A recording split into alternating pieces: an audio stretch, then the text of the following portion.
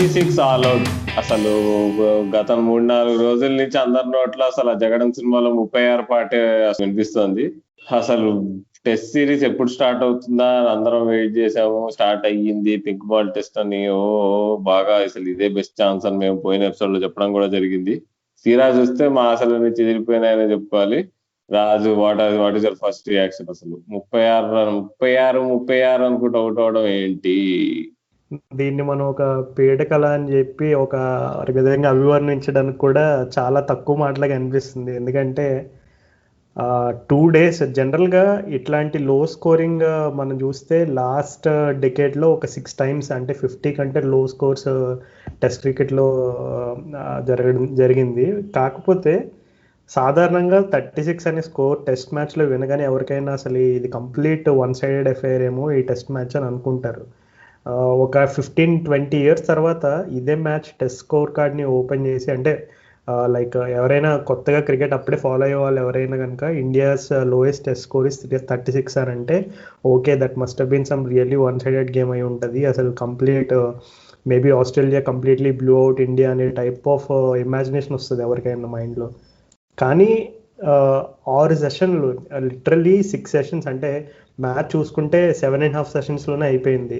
కామెడీగా ఏంటంటే ఇండియా ఆడిన 2 డే నైట్ టెస్ట్లు కూడా 7.5 sessions కంప్లీట్ అయింది. ఫస్ట్ డే నైట్ టెస్ట్ ఏమో ఇండియా గెలిచింది, ఇదేమో చిత్తుగా ఓడిపోయింది.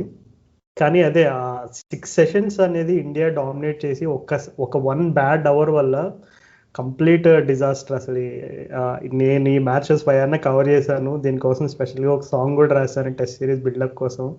కానీ కంప్లీట్ డిజాస్టర్లో మారింది. అసలు ఈ యొక్క టెస్ట్ మ్యాచ్ రిజల్ట్ కాదు కానీ ఈ టెస్ట్ మ్యాచ్ ఇంపాక్ట్ వల్ల రికవర్ అవడానికి అయితే ఒక సగటు అభిమానికి చాలా రోజులు పడుతుందని చెప్పాలి. సో ఈ మ్యాచ్ చూస్తున్న ఎక్స్పీరియన్స్ గురించి మాట్లాడుకునేటప్పుడు నేను ఒకటి చెప్పాలన్నమాట. నేను దీని గురించి ఒక ట్వీట్ కూడా వేసాను మా ఛానల్ ట్విట్టర్ హ్యాండిల్ నుంచి. నేను యాక్చువల్ పెళ్లి అటెండ్ అవుతున్నాం, పెళ్లిళ్ళ సీజన్ అందరికి తెలిసే ఉంటది, అందరికి శుభలేఖలు వస్తూనే ఉంటాయి నాకు తెలిసి. సో అట్లానే మా ఇంట్లో పెళ్ళి అనమాట. సో చుట్టాలందరూ వచ్చారు. పట్టేగాడు ఉండే అనమాట మా వాడు, చిన్న పిల్లవాడు వాడు 10 ఏళ్ల వాడు. సో వాడు టెస్ట్ క్రికెట్ అంటే సరిగ్గా తెలియదు ఉంటుంది. టెస్ట్ క్రికెట్ అంటే ఏంటి అసలు, రూల్స్ ఏంటి అన్నట్టు మాట్లాడుతున్నాడు వాడు. రారా నీకు కూర్చోబెట్టి మ్యాచ్ చూపిస్తాను, Day 3 of the test match అంటే చాలా ఇంపార్టెంట్ రోజు, 5 రోజులు ఆడతారు టెస్ట్ మ్యాచ్, అసలు ప్రతి బాల్ ఇంపార్టెంట్ లాగా ఉంటుంది నీకు. T20 అంటే ప్రతి బాల్ కొట్టేస్తారు కానీ దీంట్లో డిఫెన్స్ కూడా ఇంపార్టెంట్, అది ఇది అనుకుంటుంది, దీనిలో రన్స్ ఎక్కువ కొడతారు, మెల్లిగా ఆడాలి, అది ఇది, వికెట్స్ అంత ఈజీగా రావు అని చెప్తూ వాడికి అంతగానో బిల్డప్ ఇస్తే మన వాళ్ళు ఒకళ్ళ వెనకాల ఒకళ్ళు అసలు అందరూ లైన్ గా పోయారు. అసలు ఒకే ఒక స్పెల్ ఆఫ్ బౌలింగ్ లో అసలు అందరూ కుప్పకూడడం. అసలు మా మ్యాచ్ చూస్తుంటే చుట్టుపక్కల అందరూ వాళ్ళకందరికీ ఒక 1970s లో ఇండియా టీము ఇంగ్లాండ్ వెళ్ళినప్పుడు 46 ఆల్అౌట్ అవుతుంది అనమాట, 42 ఆల్అౌట్. ఆ మ్యాచ్ గుర్తు తెచ్చుకున్నారు వాళ్ళందరూ. వాళ్ళకి ఆ మెమరీస్ అంటే గుర్తొచ్చాయి అనమాట. మా నాన్నకి, మా పెదనాన్న వాళ్ళకి, అట్లా వాళ్ళ ఆ ఏజ్ గ్రూప్ అందరికి. సో మొత్తానికి 36 ఆల్అౌట్ అనేది నేనైతే నా లైఫ్ లో మర్చిపోలేను.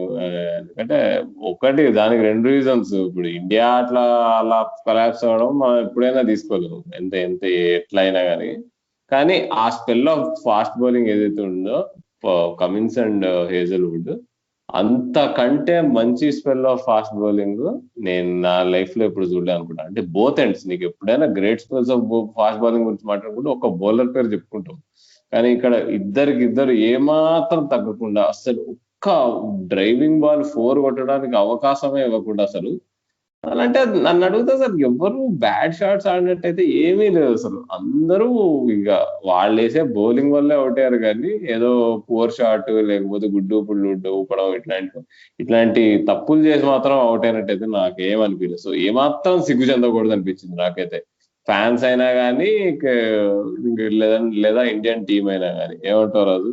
అంటే మరీ క్రిటికల్గా చెప్పాలంటే 1-2 డిస్మిసల్స్ కొంచెం డిబేట్ చేయొచ్చు, అంటే మేబీ ఆ షాట్ ఆడుండాల్సిందా లేదా అని చెప్పి నెక్స్ట్ ఫుట్ వర్క్ విషయంలో కూడా. కానీ but that should not take the credit away from Australia fast bowlers. నువ్వు చెప్పినట్టుగానే అసలు ఈ హేజల్వుడ్ అండ్ కమిన్స్ ఇద్దరు కూడా, హేజల్వుడ్ అనగానే అందరూ కూడా ఎప్పుడు ఆ Glenn McGrath line and length కన్సిస్టెంట్గా ఒకే చోట పిచ్ చేయగలిగేటువంటి మంచి స్కిల్ఫుల్ బౌలర్ అని చెప్పి మంచి పేరు ఉంది. ఇంకా ప్యాట్ కమిన్స్ గురించి అయితే ప్యాట్ కమిన్స్ స్టోరీ అందరికీ తెలిసిందే. సో వాళ్ళిద్దరూ కూడా అసలు నువ్వు చెప్పినట్టు యాక్చువల్లీ హేజల్వుడ్కి ఏం జరిగిందంటే, తను సాధారణంగా ఎప్పుడు హేజల్వుడ్ స్టార్క్ ఎక్కువ జనరల్గా ఓపెన్ చేస్తారు ఆస్ట్రేలియాకి, కానీ ఈసారి కమిన్స్కి స్టార్క్తో కాంబినేషన్ జరిగిందనమాట. ఎందుకంటే మేబీ కొంతమంది అనుకున్నారు హేజల్వుడ్ లాస్ట్ 20 minutes బ్యాటింగ్ చేయడం వల్ల అతనికి ఓపెనింగ్ ఇయ్యలేదేమో అని బౌలింగ్ అని అనుకున్నారు. బట్ అతను స్పెల్లో తీసుకురాగానే ఫస్ట్ బాల్లో వికెట్ తీశాడు, అంటే ఫస్ట్ ఓవర్లో 2 wickets తీశాడు. అండ్ అది ఇట్స్ ఆల్సో రిఫ్లెక్షన్ వాళ్ళు ఆస్ట్రేలియా ఎంత ప్రిపేర్డ్ అయి ఉన్నారు. లైక్ అంటే 2 daysలో వాళ్ళు పిచ్ని అసెస్ చేసి ఆ రోజు, ఎందుకంటే ఆస్ట్రేలియా బ్యాక్ ఫుట్ పైన ఉంది అసలు, లైక్ లిటరలీ థర్డ్ డే కనుక వాళ్ళు 1.5 session ఆస్ట్రేలియా ఓడిపోతే I think match could have slipped out of their hands. అట్లాంటి సిచ్యువేషన్లో it's like fighting fire with fire అన్నట్టుగా వాళ్ళు కంప్లీట్ ఫుల్ ఇంటెంట్తో వచ్చి కరెక్ట్గా బాల్ని ఎక్కడ ల్యాండ్ చేయాలో అక్కడ ల్యాండ్ చేసి అన్నీ కూడా, ఎందుకంటే మనం ఫస్ట్ 2 days చూసుకుంటే కొంచెం good length or short of a good length ఏరియాస్లో ఎక్కువ బాల్ పిచ్ అయినట్టు మనకి పిచ్ మ్యాప్లో కనబడింది. కానీ ఆ థర్డ్ డే వచ్చేసరికి కొంచెం ఆ బ్యాట్స్మెన్కి ఏంటంటే ఆ ఇన్ బిట్వీన్ లెంత్ అనేది ఉంటుంది. అంటే ఇది ఫ్రంట్ ఫుట్ పైన ఆడాలా లేదు బ్యాక్ ఫుట్ పైన ఆడాలా అనే ఒక రకమైనటువంటి కన్ఫ్యూజన్ క్రియేట్ చేసే లెంత్ ఉంటుంది. దాన్ని ఇన్ బిట్వీన్ లెంత్ అంటారు అనమాట. అంటే అది ఎగ్జాక్ట్గా ఫుల్ లెంత్కి గుడ్ లెంత్కి మధ్యలో ఉంటుంది అనమాట ఎగ్జాక్ట్లీ. సో ఆ లెంత్లో కన్సిస్టెంట్గా పిచ్ చేసి జస్ట్ ఎనఫ్ మూమెంట్ తీసుకొచ్చి మొత్తం అసలు అందులోకి ఇంట్రెస్టింగ్ పార్ట్ ఏంటంటే అవన్నీ కూడా traditional classic test match dismissals అనమాట. ఏవి కూడా ఏదో స్లాగ్ చేస్తూ అవుట్ అయినట్టు లేదు, ఏదో లైక్ కంప్లీట్ ఫ్రీకి డిస్మిసల్స్ అనేటువంటివి ఏం జరగలేదు అక్కడ. సో అందుకే నువ్వు అన్నట్టుగానే ఇది perhaps one of the best combination test bowling spells ఎవరిగా రికార్డ్ అవుతుంది హిస్టరీలో, రాహుల్. యా అది అసలు నేనైతే అసలు ఎస్పెషల్లీ హేజల్వుడ్ కొంచెం నువ్వు అదేంటి లాస్ట్ వరకు ఏదో ఉమేష్ యాదవ్ ఏదో ఊపితే టాప్ ఎయిట్ చేసి 4 రావడం వల్ల 10 runs ఇచ్చాడు. కానీ అసలు లేకపోతే 4 wickets for 3 runs ఉండే తన బౌలింగ్ ఫిగర్స్. అసలు స్టార్టింగ్ చాలా మటుకు అసలు రన్ల కంటే వికెట్లు ఎక్కువ తీసుకున్నాడు, రన్లు ఇవ్వడం కంటే. అసలు దాన్ని అసలు ఇంకా ఎట్లా ఎక్స్ప్లెయిన్ చేస్తాను చెప్పు. అసలు నువ్వు ఓన్లీ అసలు మామూలు బౌలింగ్ కాదబ్బా అది. నేను ఎన్నిసార్లు తలుచుకున్నా గానీ నాకు అసలు బాధ కంటే అసలు వండరే ఎక్కువ ఉందంటే అంత యాక్యురేట్ బౌలింగ్ ఎలా వేయగలుగుతారు. నీకు ఎంత బ్యాట్స్మెన్, ఇప్పుడు నీకు పుజారా ఏమన్నా బచ్చా బ్యాట్స్మెన్ కాదు, కోహ్లీ కింగ్, నీకు విహారీ, నీకు అంత ఎస్టాబ్లిష్డ్ బ్యాట్స్మెన్, నీకు రహానే, నీకు మంచి ఫామ్ లో ఉన్నాడు ఈ టూర్ లో, అసలు మంచి టచ్ లో కనిపిస్తున్నాడు, అంత ఎక్స్పీరియన్స్ ఉంది. అసలు మయాంక్ అగర్వాల్ ఫస్ట్ ఇన్నింగ్స్ బాగా ఆడాడు, తను మంచి ఫామ్ లో ఉన్నాడు టెస్ట్ ఫార్మాట్ లో. అసలు పృథ్వీ షా అంటే సరే నీకు అందరికీ తెలుసు ముందే అవుట్ అయిపోతాడు ఫస్ట్ బాలే అన్నట్టు అనుకున్నాము. అట్లానే ఇది దట్ ఈస్ అంటే ఆయన పక్కన పెట్టాలి. ప్రివ్యూ ఎపిసోడ్ లో మాట్లాడుకున్నాం కూడా, పృథ్వీ షాని ఆడియకండి అయ్యా, ముఖ్యంగా పింక్ బాల్ తో అస్సలు ఆడియద్దు. మెల్బర్న్ అయితే ఫ్లాట్ పిచ్ మీద తను ఆడగలుగుతాడో, కొంచెం సైడ్ వేస్ మూవ్మెంట్ ఉంటే తను ఆడలేడు అన్నాము. అయినా కానీ మిస్టర్ రవిశాస్త్రి తనలో పృథ్వీ షాలో దాగున్న సచిన్ ని, సేవాగ్ని, ఇంకా లారాని దృష్టిలో పెట్టుకొని ఆడియడం జరిగిందని మనం అనుకోవచ్చు. సో తన్ని పక్కన పెడితే అసలు వేరే వాళ్ళందరూ టాప్ క్లాస్ బ్యాట్స్మెన్. నీకు కింద నీకు అదేంటి హ్యారీ వరకు అసలు. సో నో అంటే సిగ్గుపడాల్సిన అవసరం ఏం లేదు. 36 ఆల్అౌట్ అయ్యారని చెప్పి నీకు చాలా మంది నోరు బారేసుకుంటున్నారు, అదేంది మనం ఏమైనా జింబాబ్వే టీం అది ఇది అని. మనం గుర్తుపెట్టుకోవాల్సింది ఏంటంటే చాలా టీములు తక్కువ స్కోర్లకు ఆల్అౌట్ అయ్యాయి. ఇప్పుడు నీకు ఇంగ్లాండ్ టెస్ట్ టీం చూసుకుంటే న్యూజిలాండ్ తో 58 ఆల్అౌట్ అయ్యారు. ఆ 58 ఆల్అౌట్ అయ్యే క్రమంలో అసలు వాళ్ళు ఏంది 21 for 9 ఉండే వాళ్ళ స్కోరు. అంటే వాళ్ళు నీకు ఏముంది 22 రన్లకే ఆల్అౌట్ అయ్యేవాళ్ళు. ఇలానే 2012 లో సౌత్ ఆఫ్రికా ఇంకా ఈ ఆస్ట్రేలియా మ్యాచ్ లో సౌత్ ఆఫ్రికా ఆస్ట్రేలియాని 21 for 9 అదే సేమ్ వాళ్ళు 21 for 9 కి రెడ్యూస్ చేస్తారు. అటు ఇటు లాస్ట్ వికెట్ పార్ట్నర్షిప్ తో వాళ్ళు 47 ఆల్అౌట్ అవుతారు. సో నీకు తక్కువ స్కోర్ ఈ టీంలో ఆల్అౌట్ అవ్వడం పెద్ద కొత్త విషయం ఏం కాదు. మన దగ్గర టైలెండర్స్ ఏదో రన్లు కొట్టలేదు కానీ వేరే టీంలో ఇక్కడ నేను ఇప్పుడు మాట్లాడే టీం ఆస్ట్రేలియా అయినా సౌత్ ఆఫ్రికా ఇంగ్లాండ్ అయినా వాళ్ళకి టైలెండర్స్ బ్యాట్ పట్టుకోవడం వస్తుంది, మన వాళ్ళకి రాదు. మన దగ్గర పట్టుకోవడమే రాదు, చెయ్యి కొట్టారు కూడా, అదో దరిద్రం. ఉన్న అసలే కోతి, ఇప్పుడు కోతికి సారా తాగింది అన్నట్టు. ఇక అంతే మా 4-0. నువ్వు అన్నట్టు నువ్వు అప్పుడు కృతికాతో మనం మాట్లాడుతున్నప్పుడు నువ్వు చెప్పావు 4-0 అని. తనేమో 4-0 అని చెప్పడం నాకు భయంగా ఉంది, కానీ అని చెప్తే నువ్వు మాత్రం చెప్పావు అది తదాస్తు జరగబోతుంది రాజు. అవును రాహుల్. అండ్ ఇంకా ఆస్ట్రేలియన్ బౌలర్స్ గురించి జస్ట్ ఒక చిన్న మెన్షన్ చెప్పాలంటే, ఆ రోజు 9 వికెట్స్లో కేవలం సాహా వికెట్ మాత్రమే లెగ్ సైడ్, అది కూడా ఏంటంటే కొంచెం ఇన్ స్వింగర్ అవ్వడం వల్ల ఇంకా మనోడు మిడ్ వికెట్కి ఒక చిప్ క్యాచ్ లాగా ఇచ్చాడు. అది మినహాయిస్తే అండ్ షమీ రిటైర్మెంట్ని మినహాయిస్తే మిగిలిన డిస్మిసల్స్ అన్నీ కూడా కీపర్ బౌల్డ్ స్లిప్ కార్డన్లో క్యాచ్. అంటే ఒకే ఒక్కటి అది గల్లీలో క్యాచ్ పట్టడం విరాట్ కోహ్లీది. అది తీసేస్తే మిగిలినన్ని టిమ్ పెయిన్ అండ్ ఒకటి వచ్చేసి బౌల్డ్ అండ్ ఇంకోటి బుమ్రా నైట్ వాచ్మెన్ డిస్మిసల్. ఇంకా అసలు ఈ డిస్మిసల్స్ని మనం ఒకసారి క్లియర్గా ఎగ్జామిన్ చేస్తే ఆస్ట్రేలియా వాళ్ళు ఆ ఆఫ్ స్టంప్ అండ్ అంటే టెస్ట్ మ్యాచ్లో కారిడార్ ఆఫ్ అన్సర్టెనిటీ అంటారు. కరెక్ట్గా ఆఫ్ స్టంప్ బయట ఉండే ఆ లైన్ ఎట్లాంటి టాప్ క్లాస్ బ్యాట్స్మెన్ అయినా కొంచెం ఆ లైన్లో వేస్తే డెఫినెట్లీ అది ఆడాలా వద్దనేటువంటి కన్ఫ్యూజన్ క్రియేషన్ అనేది జరుగుతుంది. సో ఆస్ట్రేలియాలో చాలా కన్సిస్టెంట్గా ఆ లైన్ని మెయింటైన్ చేయడం జరిగింది. అండ్ అదే కాకుండా ఫస్ట్ 2 డేస్లో జనరల్గా చూస్తే అసలు ఎడ్జెస్ అనేది క్యారీ అవ్వలేదు ఈ మ్యాచ్లో. అంటే ఫస్ట్ డే కూడా ఎడ్జెస్ క్యారీ అవ్వలేదు. లిటరల్గా అలెన్ బోర్డర్ అయితే ఫ్రస్ట్రేట్ అయిపోయాడు. అసలు ఏంటి పిచ్ అసలు కనీసం ఎడ్జెస్ క్యారీ అవ్వట్లేదు స్లిప్ కార్డన్గా అని చెప్పి చాలా ఫ్రస్ట్రేట్ అయ్యాడు ఫస్ట్ డే రివ్యూ గురించి చెప్పేటప్పుడు. సో సెకండ్ డే కూడా చూస్తే ఇండియా ఫీల్డింగ్లో విరాట్ కోహ్లీ ఒక లిటరలీ 20-22 ఓవర్స్ అవ్వగానే అసలు ఒక్క స్లిప్ అండ్ ఒక గల్లీ ఉంచి మిగిలిన ఫీల్డర్స్ అందరినీ స్లిప్ కార్డన్లో తీస్తాడు. సో ఫస్ట్ 2 డేస్ ఆ రకమైనటువంటి సెటప్ జరిగిన తర్వాత అసలు ఈ ఆస్ట్రేలియా వాళ్ళు ట్రెడిషనల్ టెస్ట్ మ్యాచ్ బ్యూటీ ఏంటి అంటే ఆ ఫుల్ లెంత్ వేయడము, ఎడ్జెస్ తీసి స్లిప్ కార్డన్లో క్యాచెస్ పట్టడం. ఇది traditional beauty of test cricket fast bowling అనేది. సో దీన్ని వాళ్ళు just they stuck to basics అని చెప్పుకోవచ్చు. వాళ్ళు ఏమి అవుట్ ఆఫ్ ది బ్లూ ఏదో ఒక కొత్త రకమైనటువంటి స్ట్రాటజీ తీసుకొచ్చి ఇంప్లిమెంట్ చేసినట్టు కూడా లేదు. Just classic traditional test match fast bowling blue ప్రింట్ని తీసుకుని వాళ్ళు పర్ఫెక్ట్గా ఎగ్జిక్యూట్ చేశారు. సో దీన్ని బట్టి ఇంకా మనం ఏదన్నా ఒకటి నేర్చుకోవచ్చు టెస్ట్ మ్యాచ్ నుంచి అని అంటే స్టిల్ ఆ క్లాసిక్ టెస్ట్ మ్యాచ్ ప్లాన్ అనేది దానికి స్టక్ అయితే సమ్ టైమ్స్ కొంచెం లేట్ అయినా రిజల్ట్ అయితే పర్ఫెక్ట్ వస్తుంది అని చెప్పి మనకి దాని ద్వారా తెలిసింది. సో చూస్తే ఆస్ట్రేలియా వాళ్ళు కేవలం ఓన్లీ అంటే రిజల్ట్ పరంగానే కాదు, ఇంకా చాలా విధంగా ఇది కొంచెం మెంటల్లీ ఇంపాక్ట్ క్రియేట్ అయ్యేటట్టు అసలు ఆ స్పెల్ మనకి చూసుకోవచ్చు. సో షమీ ఇంజురీ ఒకటి అయ్యింది నువ్వు చెప్పినట్టుగానే. ఇంకా చూస్తే చాలా క్వశ్చన్ మార్క్స్ ఉన్నాయి ఇండియా బ్యాటింగ్ లైనప్. ఎస్పెషల్లీ ఇప్పుడు కోహ్లీ వెళ్ళిపోతాడు కాబట్టి నెక్స్ట్ 3 టెస్ట్ మ్యాచెస్లో Indian batting lineup especially top 5 అనేది ఎలా ఉండబోతుంది అనేది చాలా క్వశ్చన్స్ ఉన్నాయి. అండ్ ప్రతి మినిట్కి కొత్త రూమర్స్ వస్తున్నాయి. ప్రతి డే ఒక కొత్త సస్పెన్స్ లా క్రియేట్ అవుతుంది. సో ఏంటి అసలు ఆ టెస్ట్ మ్యాచ్లో సర్లే 6 ఇప్పుడు మనం ఆ ఒక్క 36 అవుట్ వల్ల అసలు 6 సెషన్స్ డామినేట్ చేసామని కూడా సరిగ్గా చెప్పుకోలేకపోతున్నాం. So that is the kind of impact ఆ ఇన్నింగ్స్ క్రియేట్ చేసిందని చెప్పుకోవాలి. So next boxing day test మ్యాచెస్లో ఆబ్వియస్ చేంజెస్ ఏం ఎక్స్పెక్ట్ చేస్తున్నావు ఇండియన్ టీం నుంచి? చేంజెస్ గురించి మాట్లాడుకునే ముందు అసలు నువ్వు అన్న 6 సెషన్స్ మనం డామినేట్ చేసామని, అసలు ఈ మ్యాచ్ లో నన్ను అడిగితే ద టర్నింగ్ పాయింట్ ఎక్కడ వచ్చింది తెలుసా రాజు?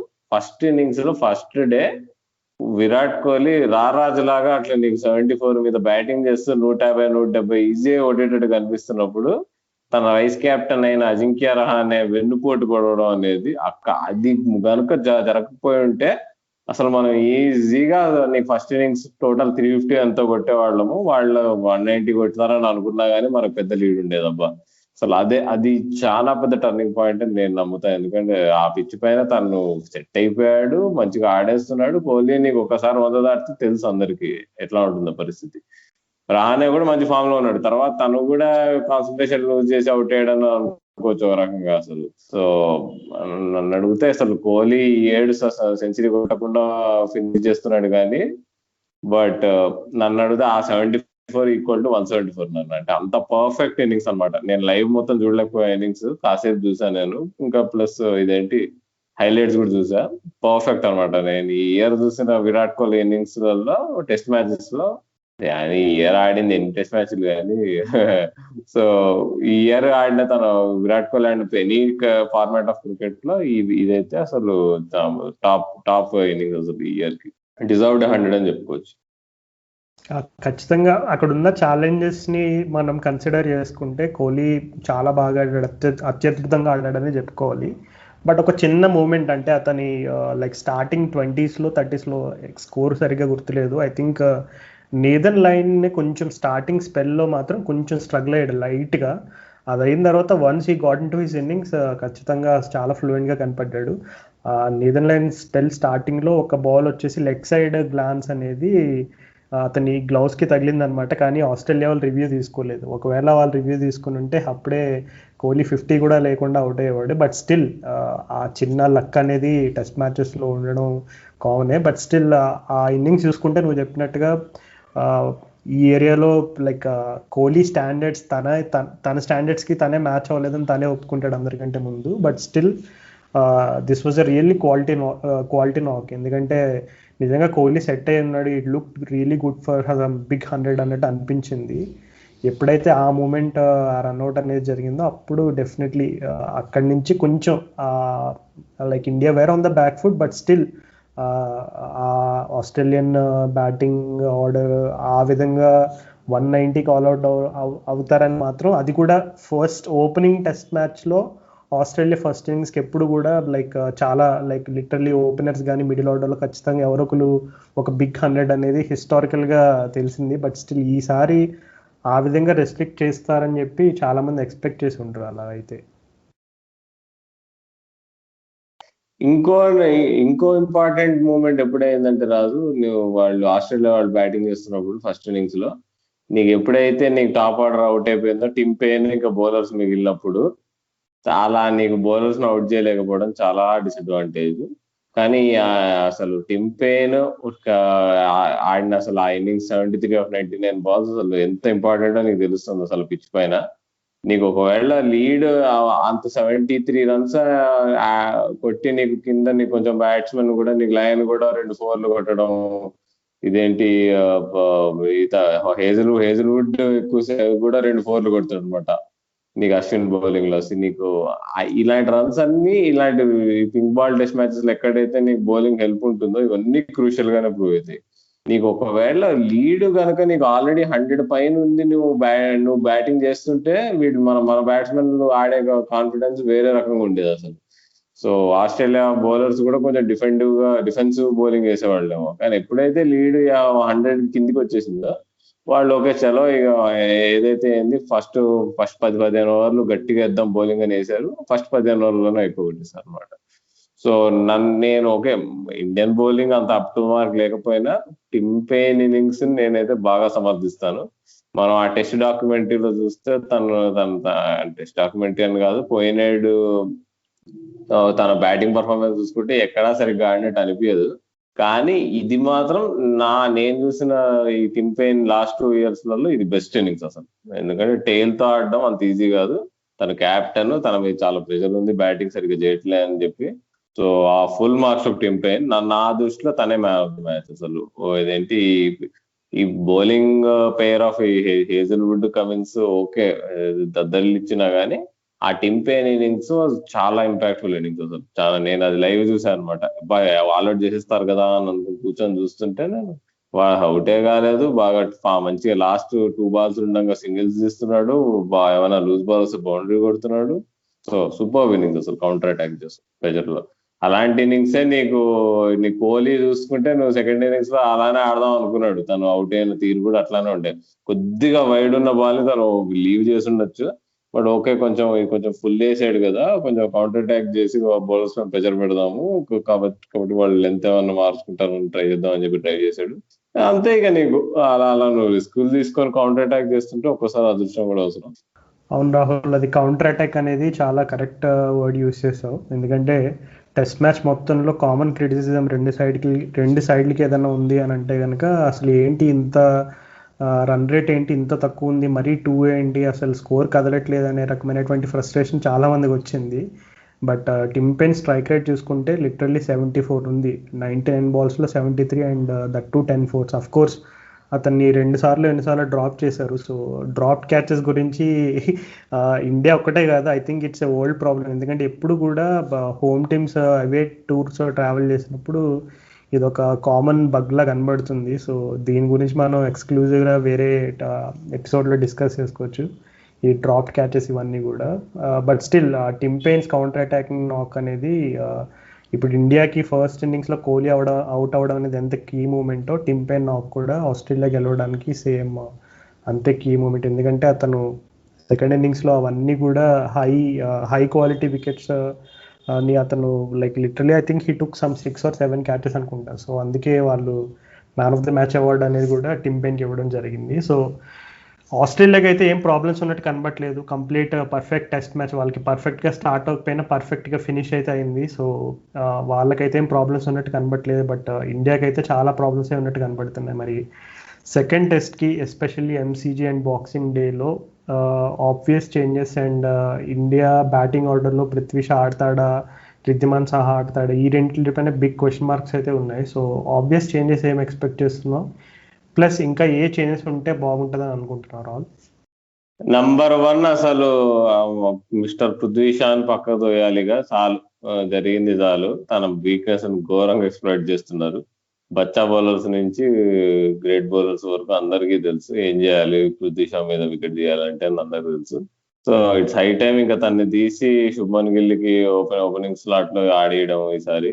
ఇక అది కాకుండా నేను ఒక చేంజ్ ఏదైతే చూద్దాం అనుకుంటున్నానో అదేంటంటే అదే రిద్ధిమాన్ సాహా బదులు రిషబ్ పంత్ రావడం అనేది మంచి పాయింట్. ఎందుకంటే తను ముందు లాస్ట్ ఇయర్ జరిగిన మెల్బోర్న్ టెస్ట్ మ్యాచ్ లో తను సెంచరీ కొట్టాడు రిషబ్ పంత్. అక్కడ ఎంతైనా మెల్బోర్న్ నీకు ఫ్లాట్ వికెట్, అలాంటి పిచ్ మీద నీకు సాహా అంత అవసరం ఉండదని నేను అనుకుంటున్నా.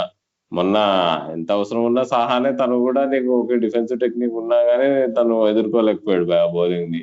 సో ఇక్కడ పంత్ను ఆడియడంలో పెద్ద తప్పేం లేదు. కొంతమంది అంటున్నారు రిద్ధిమాన్ సాహా ఇది మొన్న జరిగిన మ్యాచ్ లాస్ట్ టెస్ట్ మ్యాచ్ అని అంటున్నారు. జరగచ్చు జరగకపోవచ్చు కానీ నెక్స్ట్ మ్యాచ్ కి అయితే రిషబ్ పంతే ఆడతాడని నాకైతే అనిపిస్తుంది. ఇంకా సిరాజ్ వచ్చేస్తాడు షమీ ప్లేస్ లో అని నాకు అనిపిస్తుంది. ఎందుకంటే చాలా సిమిలర్ బౌలర్స్ వాళ్ళిద్దరు, సిరాజ్ ఇంకా షమీ. కానీ సైని బెటరా మరి సిరాజ్ బెటరా అనే క్వశ్చన్ లో అడుగు చూస్తే మరి మేబీ రూమర్స్ అయితే సిరాజ్ వచ్చేస్తాడు అంటున్నారు. కానీ మరి 150K వేసే బౌలర్ కావాలి, పేస్ వేసి బాగా బుద్ధి వేయాలి బౌలింగ్ ఎంసీజీ మీద ఏమన్నా నీకు హెల్ప్ కావాలంటే అని అనుకుంటే అప్పుడు సైన్ తీసుకునే ఛాన్స్ ఉంది. But we have to see. ఈ 3 కాకుండా ఇంకో ఐడియా ఉంది ఏంటంటే నీకు అశ్విన్ బ్యాటింగ్ ఈ మధ్య అంత బాగాలేదు కాబట్టి ఎలాగో నీకు అక్కడ మెల్బోర్న్ లో అంత హెల్ప్ ఉండదు కాబట్టి జడేజాను ఆడిచ్చి స్పిన్నర్ గా తను బ్యాటింగ్ బెటర్ గా చేస్తున్నాడు కాబట్టి బ్యాటింగ్ ఆర్డర్ లెంత్ అని అవుతుంది కదా అనేది ఒక ఐడియా. సో అది ఆ ఛాన్స్ తీసుకుంటే బెటర్ ఏమో అన్న నా ఫీలింగ్. ఈవెన్ దో అశ్విన్ చాలా బాగా చేశాడు టెస్ట్ మ్యాచ్ లో అడిలైడ్ లో, ఇన్నింగ్స్ లో ఆల్మోస్ట్ 5 వికెట్స్ తీశాడు. బట్ పిచ్ ఫ్లాట్ ఉంటే మాత్రం తను అటాక్ చేయగలుగుతారు. మరి అదొక ఐడియా.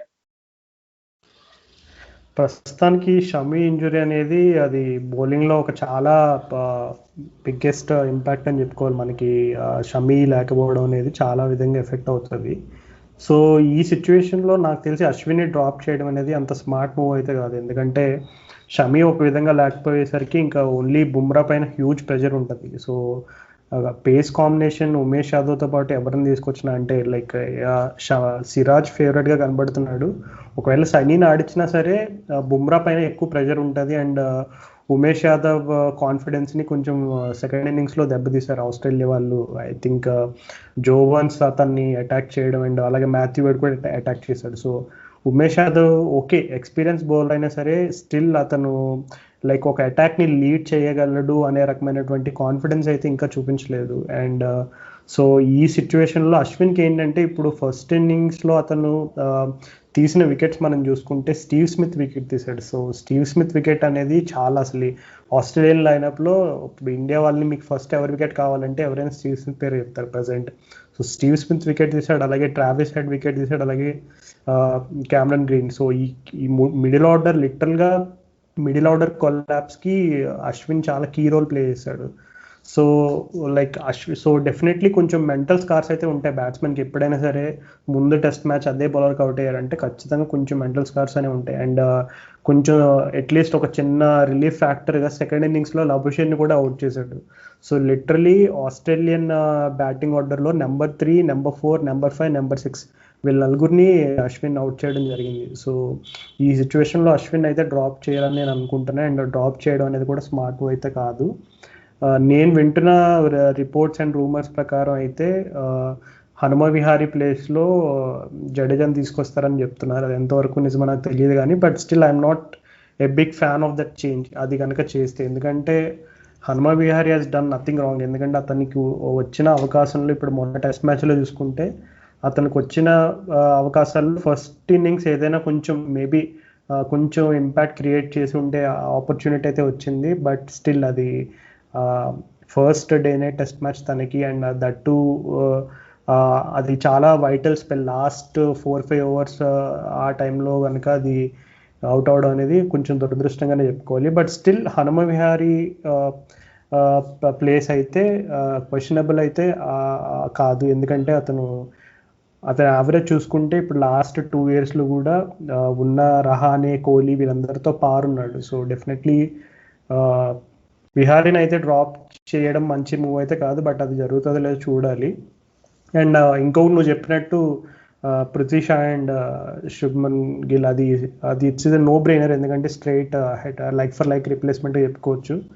సో శుభ్మన్ గిల్ అయితే వస్తాడు పృథ్వీ షా ప్లేస్లోకి, అండ్ కోహ్లీ ప్లేస్లో కేఎల్ రాహుల్ ఆల్మోస్ట్ కన్ఫర్మ్డ్ అని చెప్తున్నారు. సో కొంతమంది అయితే మేబీ హనుమ విహారీని ఆల్రెడీ అతను ఆడాడు కదా like Boxing Day opening role. So అతన్ని ప్రమోట్ చేసి శుభ్మన్ గిల్ మయాంక్ అగర్వాల్ అండ్ అతనితోటి ప్రమోట్ చేసి మేబీ కేఎల్ రాహుల్ని మిడిల్ ఆర్డర్లో ఆడిస్తే బాగుంటుంది, శుభ్మన్ గిల్ని కూడా నెంబర్ 5 అక్కడ అడ్జస్ట్ చేస్తే బాగుంటుంది అనే టైప్లో కొంచెం కొన్ని సజెషన్స్ అయితే వస్తున్నాయి. సో అది ఎలా టేకప్ చేస్తారో చూడాలి. బట్ స్టిల్ షమీ పోవడం అనేది like it's a very big loss కానీ చెప్పుకోవాలి. సో ఇంకా నెక్స్ట్ మరి ఎంసీజీలో పేస్ అటాక్ ఎట్లా ఉంటుందో కంటే నాకు తెలిసి అశ్విన్ పైన కూడా ఒక చాలా రెస్పాన్సిబిలిటీ అయితే ఉంటుంది. ఎందుకంటే పేస్ అటాక్ ఎప్పుడైతే కొంచెం మరి బుమ్రా ఇంకా 3 టెస్ట్ మ్యాచ్లు ఆడాలి. సో అతనికి కొంచెం సపోర్ట్ ఇస్తూ కీ రోల్ ప్లే చేయాలంటే నాకు తెలిసి Ashwin is going to play the rest of the 3 test matches అని చెప్పుకోవచ్చు.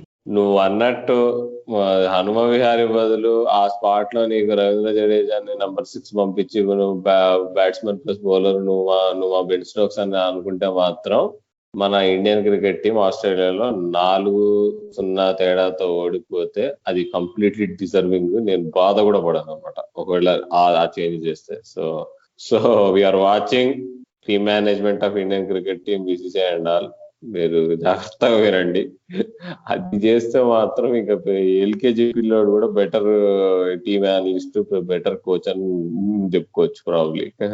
సో దాటి ఇక బాక్సింగ్ డే టెస్ట్ మ్యాచ్ 2 ఏళ్ల క్రితం గెలిచి మంచి మెమరీస్ నే మిగిల్చింది మనకి. మరి ఈసారి ఏమైతుందో చూడాలి. ఇంకోటి ఏంటంటే మరి డేవిడ్ వార్నర్ కూడా ఆడుతున్నాడు ఆ టెస్ట్ మ్యాచ్ లో. సో డేవిడ్ వార్నర్ ఎప్పుడైనా కంబ్యాక్లు ఇచ్చినప్పుడే మన ఐపీఎల్ లో చూసాము కంబ్యాక్లు గట్టిగా ఇస్తాడు. సో హోప్ఫుల్లీ ప్రార్థిద్దాము, సన్ రైజర్స్ బట్టలు వేసుకొని మనం వార్నర్ కి కోసం టిక్ టాక్ వీడియోలు చేసి పంపిద్దాం. సార్ ప్లీజ్ మమ్మల్ని ఏం చేయకండి, ఈ మ్యాచ్ ఓడిపోతే బాగుండదు అని. వింటాడో చూద్దాం. అవును రాహుల్, నువ్వు సన్ రైజర్స్ అంటే నాకు గుర్తొచ్చింది. టామ్ మూడీని మళ్ళీ Sunrisers like coaching department లోకి తీసుకొచ్చారు. ఇప్పుడు అతను అంతకు ముందు పోషించిన రోల్ కంటే ఇంకా బిగ్గెస్ట్ రోల్ అని చెప్పుకోవచ్చు. ఇంకా లిటరలీ ఇంకా సన్ రైజర్స్ బ్రాండ్ కి అన్ని మీరే అనేటట్టు ఆయనకి ఒక కీ రోల్ అనేది ఇచ్చారు. సో ఈ గుడ్ న్యూస్ పైన నీ రెస్పాన్స్ ఏంటి? అబ్సల్యూట్లీ డిలైటెడ్ రాజు. నేనైతే అసలు మినీ కుప్పిగని తీసాను అనమాట. ఎందుకంటే నాకు టామ్ మూడీ అంటే విపరీతమైన రెస్పెక్ట్. అసలు తన గేమ్ ప్లే గానీ, తన టాక్టిక్స్ కానీ, తన కామెంటరీ చేసిన నీకు క్రికెట్ ఫోలో వచ్చే మ్యాచ్ డే వీడియోస్ అయినా కానీ తనకున్నంత clarity of communication and thought అసలు చాలా తక్కువ మందికి ఉంటుంది క్రికెట్ లో.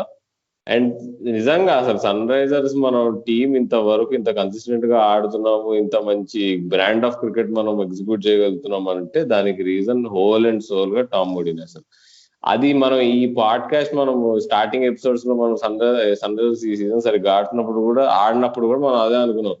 టీమ్ ఎన్వైరన్మెంట్ లో డ్రెస్సింగ్ రూమ్ లో కానీ అక్కడ కానీ ఏదో వెలితి కనిపిస్తోంది. ట్రెవర్ బేరీస్ ఎక్కువ కమ్యూనికేట్ చేయడు, తన కమ్యూనికేషన్ స్కిల్స్ అంత మంచివి కావు, తను ఒక్కొక్కరిని ప్లేయర్ టు ప్లేయర్ బాగా మేనేజ్ చేస్తున్నామో కానీ టీముని అంటే నీకు టాక్స్ ఇవ్వడము, స్పీచ్ ఇవ్వడము, నీకు అట్లా నీకు టామ్ మూడీని బాగా మిస్ అవుతున్నాం అని ఫీల్ అయ్యాము. అండ్ నాకు చాలా ఆనందంగా ఉంది ఏంటంటే సన్ రైజర్స్ మేనేజ్మెంట్ అబ్జర్వ్ చేస్తున్నారు ప్రతిదీ. మనం ఎంత ఫ్యాన్స్ గా మనం ఎంత అబ్జర్వ్ చేస్తున్నామో, మనం ఎంత అనాలిసిస్ చేస్తున్నామో, మళ్ళానే సన్ రైజర్స్ మేనేజ్మెంట్ కూడా అంత అబ్జర్వ్ చేసి ఓకే మనం నెక్స్ట్ ఇయర్ గెలవాలంటే ఈ ఇంగ్రీడియంట్ మళ్ళీ వెనక్కి తీసుకురావాలి, మళ్ళీ టామ్ మూడీ వాపస్ రావాలి, ఎందుకంటే తను మొదటి నుంచి ఉన్నాడు, తను నాటిన మొక్క వాళ్ళు చెట్టు అయింది. సో కానీ ఇప్పుడు మేము సడన్ గా నువ్వు మొదటి కొమ్మను నువ్వు విరిచేస్తే ఎట్లా అని అన్నట్టు వాళ్ళు తను వెనక్కి తీసుకొచ్చారు. సో దీన్ని బట్టి మనకు అర్థమవుతుంది ఏంటంటే నీకు ముంబై, చెన్నై లాంటి టీమ్స్ నీకు ఎంత సీరియస్ ఉంటాయో నీకు కోచింగ్ స్టాఫ్ గురించి, ఇంకా క్రికెట్ స్ట్రాటజీ గురించి వాళ్ళ టీమ్స్ బిజినెస్ కాకుండా నీకు సన్ రైజర్స్ కూడా అంతే అని మనకు అర్థమవుతుంది. ఎక్సలెంట్ రాహుల్, అసలు చాలా అద్భుతంగా చెప్పావు టామ్ మూడీ రీఇన్స్టేటింగ్ టు ఎస్ఆర్హెచ్ గురించి. సో ఎనీవేస్ అది సన్ రైజర్స్కి అయితే గుడ్ న్యూసే, బట్ ఇండియన్ ఫ్యాన్స్కి అయితే నెక్స్ట్ టెస్ట్ మ్యాచ్ గురించి, ఇంకా rest of the test series గురించి చాలా క్వశ్చన్సే ఉన్నాయి. సో చూద్దాం, హోప్ఫుల్లీ లాస్ట్ టైం ఎంసీజేలో మంచి మెమరీస్ని మళ్ళీ మరి రెప్లికేట్ చేయగలుగుతారా, లేదు ఆస్ట్రేలియా 4-0 మిషన్కి వాళ్ళ రేస్లో బాగా ముందుకెళ్ళి ఇంకా మళ్ళా సిరీస్ని 2-0 చేస్తారా, చూడాలి మరి మనం. అవును రాజు, అసలు నువ్వు ఇండియన్ క్రికెట్ ఫ్యాన్స్ కి దాని గురించి అని చెప్పంగానే నాకు ఇంకోటి కూడా గుర్తొచ్చింది. అసలు నాకెందుకు అసలు టామ్ మూడీ ఎందుకు సన్ రైజర్స్ కోచ్ గా పక్కగా తప్పుకున్నాడంటే ఇండియాకి కోచ్ అవుదామని ఫిక్స్ అయిపోయినట్టు అనిపించింది నాకు పోయినసారి. చలో ఈసారి నేను సన్ రైజర్స్ కోచింగ్ మానేసి చాలా సీరియస్ గా ప్రజెంట్ చేసుకుంటాను నేను ఇండియన్ క్రికెట్ కి, సో దట్ ఇప్పుడైనా సెలెక్ట్ చేస్తారేమో అని. కానీ అది ఏమైందో మనందరికీ తెలుసు. అక్కడ ఒక పెద్ద మనిషి కూర్చుంటున్నాడు ఇప్పుడు టీమ్ ఇండియా డ్రెస్సింగ్ రూమ్ లో. అంటే తను నువ్వు చూసుకుంటే 4 సార్లు అప్లై చేసాడు అనుకుంటా Tom moody Indian cricket team coach కి. సో తనకు ఆ రోల్ అంటే ఎంత ఇష్టమో మనకు అర్థమవుతుంది. ఇక ఏం చేసినా తల కింద తపస్సు చేసినా కానీ ఆ రోల్ రాదని అర్థమయ్యే మళ్ళీ బాబా సన్ రైజర్స్ దగ్గరకు వచ్చినట్టు నాకు అనిపిస్తుంది. రూమర్ కూడా వచ్చింది, నువ్వు చెప్పిన దానికి ఒక రూమర్ కూడా వచ్చింది ఏంటంటే రవిశాస్త్రి కాకపోతే నెక్స్ట్ లిస్ట్లో Tom moody is the next favourite అని ఒక రూమర్ కూడా వచ్చింది అప్పుడు మాకు న్యూస్లో. సో జస్ట్ అంటే ఒకవేళ రవిశాస్త్రి కనుక అటప్పుడు మేబీ అప్లై చేసి ఉండకపోయి ఉంటే ఈ పాటికి ఇంకా టామ్ మూడీ ఇండియా కోచ్గా ఉండేవాడేమో అని అనుకుంటున్నాను నేనైతే. అసలు ఈ మొత్తం ఈ జరిగిన ఈ కోచింగ్ కుంబ్లే నుంచి ఇప్పుడు రవిశాస్త్రి వరకు ఇలా పోయిన 3 ఏళ్లలో జరిగిన కోచింగ్ ఇంటర్వ్యూస్ కానీ ఏదైనా కానీ చూసుకుంటే అసలు అందరికంటే ఎక్కువ కోల్పోయింది మాత్రం ఇండియన్ క్రికెట్ టీమే అబ్బా. నీకు ఏదో కోహ్లీ తన మాట నెగ్గిందని చెప్పుకోవచ్చు, లేదంటే ఇండియన్ టీమ్ లో ఉన్న ప్లేయర్స్ అందరికి నీకు ఓకే మనకు అనుకూలమైన క్యాండిడేట్ కోచ్ గా దొరికాడని చెప్పుకోవచ్చు. కానీ నువ్వు రిజల్ట్స్ చూసుకుంటే ఇన్ని టోర్నమెంట్స్ అయినాయి, ఏముంది చూపించుకోవడానికి? ఛాంపియన్స్ ట్రోఫీ ఓడిపోయాము, వరల్డ్ కప్ ఓడిపోయాము, ఏదో నిదాహాస్ ట్రోఫీ అట్లాంటివి గెలిచాము, నీకు ఆస్ట్రేలియాలో 2-1 గెలిచాము ఆ సిరీస్. కానీ నీకు అయినా మనం డామినేట్ చేయాల్సినంత డామినేట్ చేయట్లేదు. నువ్వు టామ్ మూడీ ఎన్నో సార్లు తన ఇంటర్వ్యూస్ లో అక్కడిక్కడ ఏం చెప్తాడంటే ఇండియన్ క్రికెట్ టీం కున్న రిసోర్సెస్ తో వాళ్ళు డామినేట్ చేయకపోతే అది సిగ్గు చేయటానికి క్లియర్ గా ఉన్నాడు. ఆ మనిషికి విజన్ ఉంది, క్లియర్ విజన్ ఉంది. తను ఐపీఎల్ లో చూసిన టాలెంట్ కానీ తన జనరల్ క్రికెట్ అబ్జర్వేషన్ స్కిల్స్ కానీ తను క్లియర్ గా చూడగలుగుతాడు. అంత దురదృష్టి ఉన్న మనిషిని తీసుకొని నువ్వు అంత ఇంట్రెస్ట్ చూపించినా గానీ, అంత ఇష్టంగా తను నేను కోచింగ్ చేస్తా అని అడిగినా గానీ పట్టించుకోకుండా నీకు బిహేవ్ చేస్తుంటే జనాలు బీసీసీఐలో కానీ ఇండియన్ టీమ్ లో కానీ చూడ్డానికి బాధేస్తుంది. అంటే నీకు ఎస్పెషల్లీ టామ్ మూడీ అందరికీ బాగా తెలుసు. ఇప్పుడు లక్ష్మణ్ నీకు ఆ కమిటీలో మెంబర్ కూడా, కోచ్ సెలక్షన్ కమిటీలో. తను ఎన్ని రోజులుగా సన్ రైజర్స్ తో మెంటర్షిప్ చేస్తున్నాడు. టామ్ మూడీ అంటే అంత బాగా తెలిసి ఉంటుంది. కానీ అదే బేసిక్ గా వాళ్ళు ఎంత బాధపడతారో అప్పుడప్పుడు అనిపిస్తుంది అనమాట. ఇంత మంచి కోచ్ ని ఇండియన్ టీం ఎలా మిస్ అవుతుంది అన్నట్టు. ఎన్నో అనుకుంటాం అన్ని జరుగుతాయేంటి కానీ చూస్తూనే 2020 సంవత్సరం అసలు పూర్తిగా వస్తుంది అసలు. అసలు ఇంకొక ఎపిసోడ్ చేయబోతున్నాం ఈ ఇయర్ లో. కానీ ఆ ఎపిసోడ్ హ్యాపీగా ఉండాలని మేమైతే అనుకుంటున్నాము. ఇండియా అక్కడ గెలిచి ఎంసీజీ టెస్ట్ మ్యాచ్ లో సిరీస్ ఇంకా new year Sydney test match లో చూడడానికి ఉంటుందని ఆశిద్దాం. అంతవరకు నేను మీ క్రికెట్ నాయకుడు Rahul signing off with Rahul.